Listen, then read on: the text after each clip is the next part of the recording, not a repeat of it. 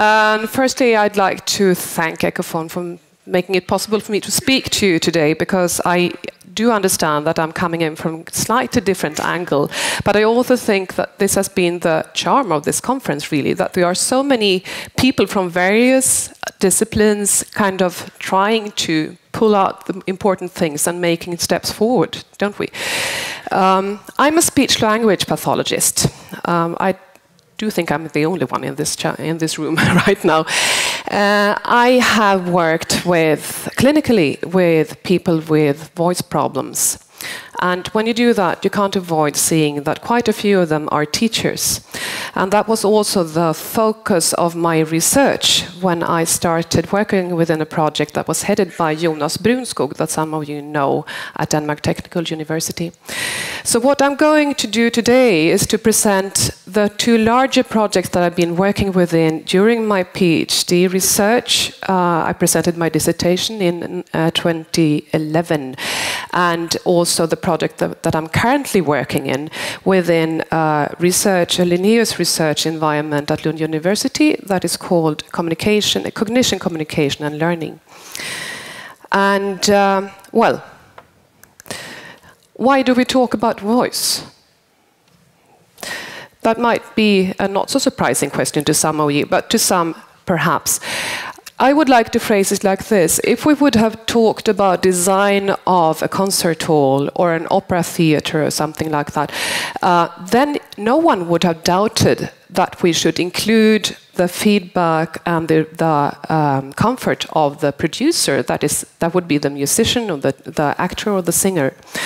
And I would like to do the same with teachers, because the classroom that we have been talking so much about during these days, it is a shared environment.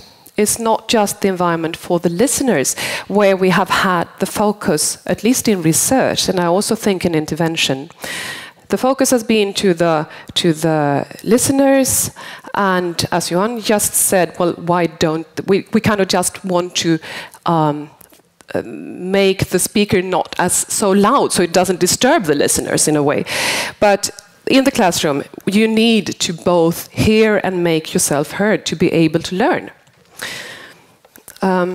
So the background to this is partly what Robert Jung was talking about yesterday, that noise affects memory and recall and also performance. Even though, just to repeat what he said yesterday, even though you heard what was said and even you repeated it, if it was said in noise, you will remember it more poorly than if you heard it in silence. So what we started within a part of this project to think about was, well, what if the teacher voice is considered a noise source? Because quite a few of teachers do have problems with their voice, and those problems are audible. Teaching is an occupation with high vocal demands. It's an occupation that we defined as a voice-demanding occupation. You can't perform it without having a functional voice, unless you're a sign teacher. Of course, teachers share this with quite a number of other disciplines, but the teachers are overrepresented when we look into our waiting rooms at the clinical voice, at the voice clinics. We say that people with vocal demands in their work, it would be about 1/3 of the working population, at least in Sweden, and I would think that applies for most countries. So quite a few people. But teachers, they do get hoarse due to vocal load.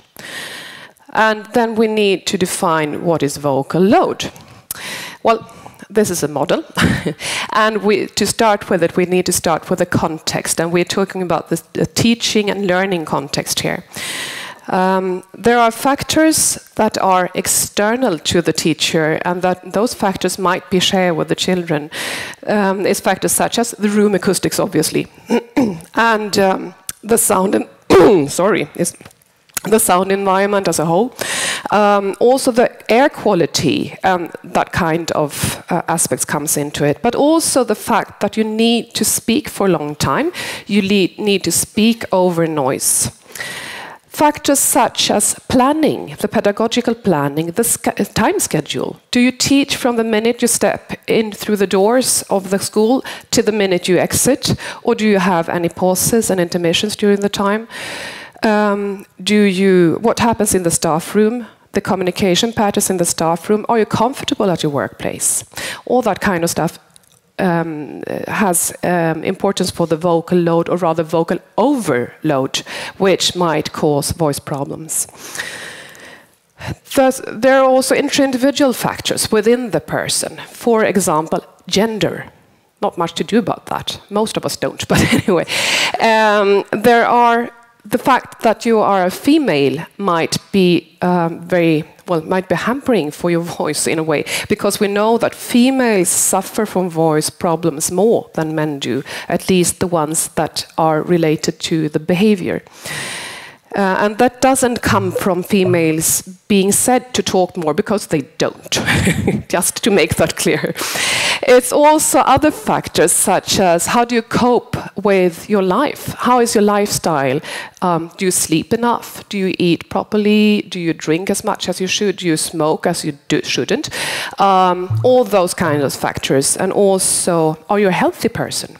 Are you a person that easily attracts upper airway infections? And here we have the teachers. Do you have allergies? And all that kind of things are important. And also stress, coping, and how do you have any voice training? Most teachers haven't. All these factors, they influence on, voice and can cause voice problems, which might cause communications problems at the end of the day. So it's important to think about all these factors. When I started in this project, I started to work with David Pellegrin Garcia, who was mentioned yesterday, and together and with a master student also, we defined a concept that we like to call speaker's comfort. And our definition is the subjective impression that talkers have when they feel that their vocal message reaches the listener effectively with no or low vocal effort. And for that, we need three important parts. Firstly, the acoustical voice support. That is the voice support that was defined by David Pellegrin Garcia in his thesis work. And it's defined as the early reflections coming back to the speaker from the boundaries of the room, disregarding the pathway between the mouth and the ears. Also speech intelligibility and, for my part, the sensory motor feedback from the phonoteric apparatus. That means you shouldn't feel when you talk. You shouldn't have any real sense of discomfort or strain when you talk. Then something is wrong. If you don't have a cold, of course. Robert yesterday talked about the classrooms, that they are still looking the same even though we do other things within them. And that's also my focus, but I will also put focus on this person, of course. Well, this is the teacher as it looked like before, teaching to a group of silent students.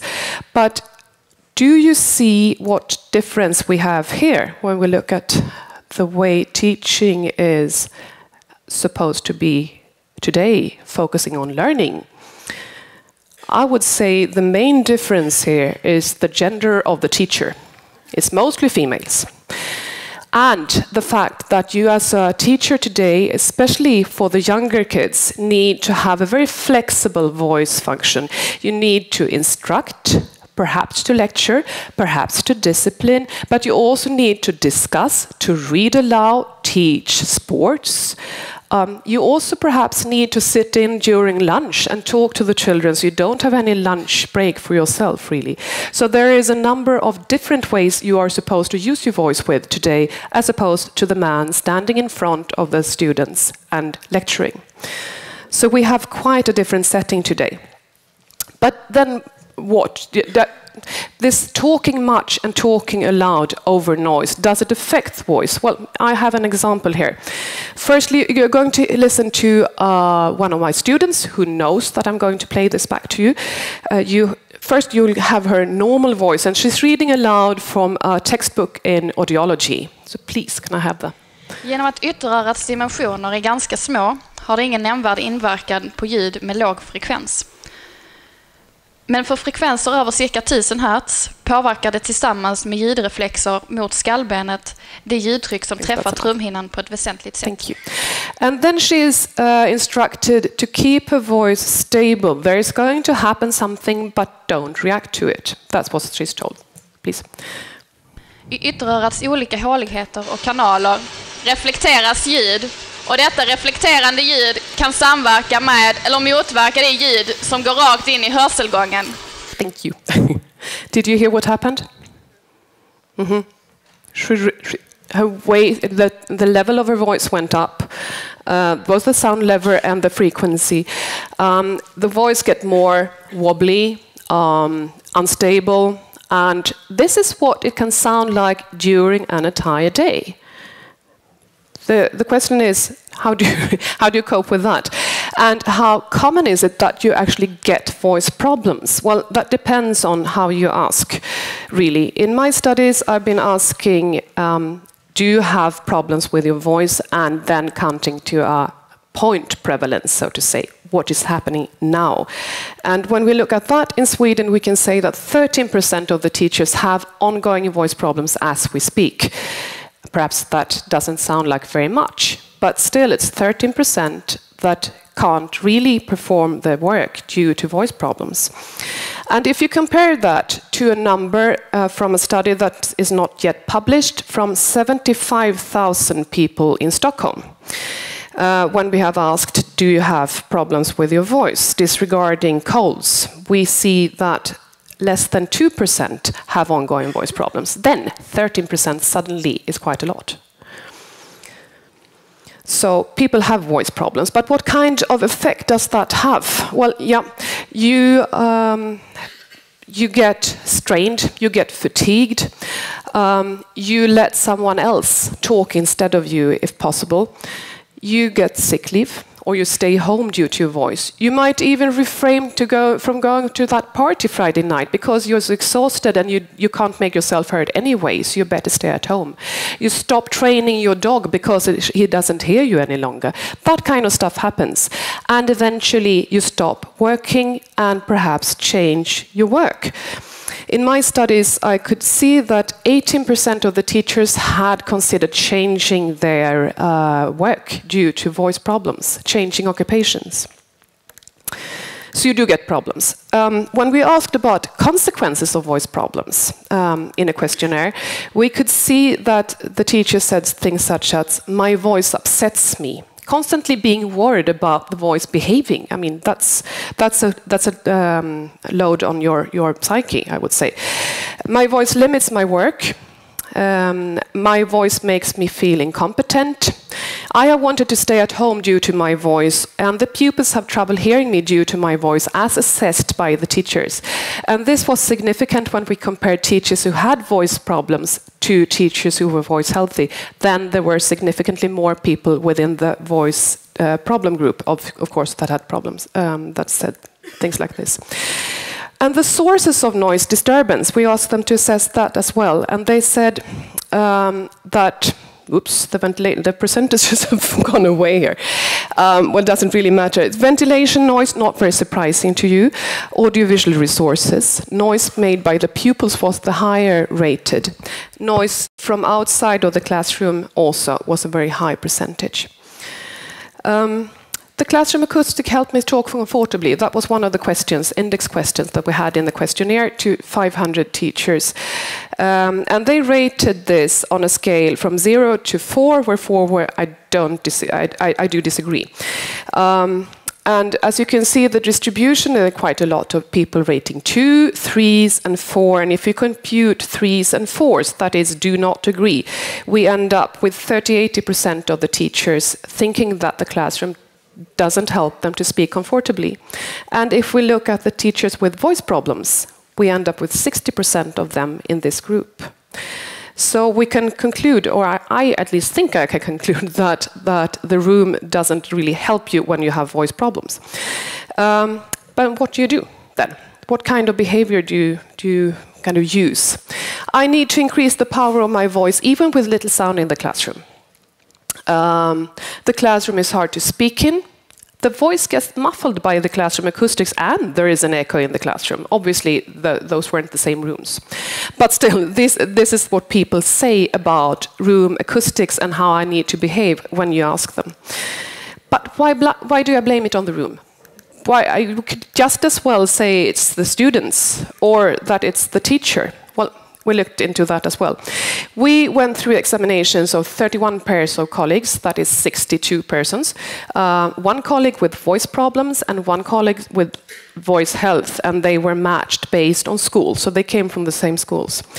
And we, as you see, we looked at their vocal cords, we recorded their voices, they completed a number of questionnaires, and up came nothing.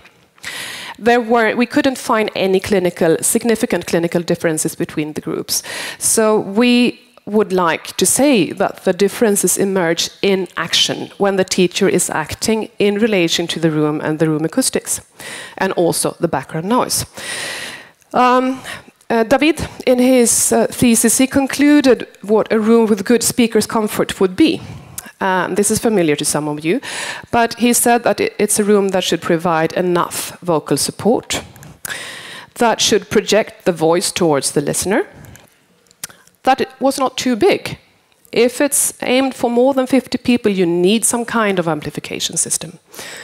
And what he said then, and has modified a bit since, was that the reverberation time should be between 0.42 and 0.6 seconds. And then you start to think, okay, there are quite a few people who have voice problems. Does that affect the listener? We know that noise, as I said at the beginning, affects children's performance, but what about the voice then?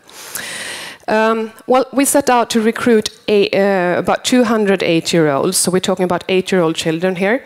And we, in a number of experiments, we have divided them into two groups where they have been exposed to a typical voice and a hoarse voice. So this is on a group level comparison. Could you please play the typisk röst? Håret blir knuffat av pojken. And then the hoarse voice, please. Fåret blir knuffat av pojken. No, that was the same. Once more. Fåret blir knuffat av pojken. Well, would you think it would affect your performance if you heard a teacher speaking like this? This is a sentence from a mapping task where you're supposed to listen to the sentence and then pick the correct picture out of 4. Well, it did. We could see that the children listening to the dysphonic voice, the hoarse voice, they were not as accurate as the others. They also changed their answers much more frequently, so they were much more insecure than the ones listening to the typical voice. Thus, it affected their performance. They made more faults.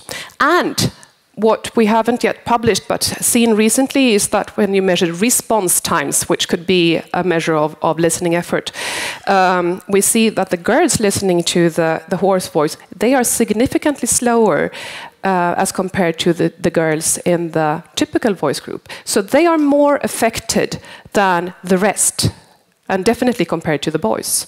And this is not about boys being more sloppy or just not really wanting to perform. It's a gender difference that we can't really explain, but it is there. The attitudes. We know that grown-ups have quite negative attitudes towards hoarse voices, as negative as we have towards obese people. I'm sad to say that, but that's the fact. So we wanted to see, is that also true for 8-year-olds? So we asked them, what do you think about the voices? They didn't see her, we should say that for the start. They said things such, well, the typical voice teacher, she's nice, she's cute, she is helpful, and well, she's an overall good person. And well, what about the dysphonic or the hoarse person?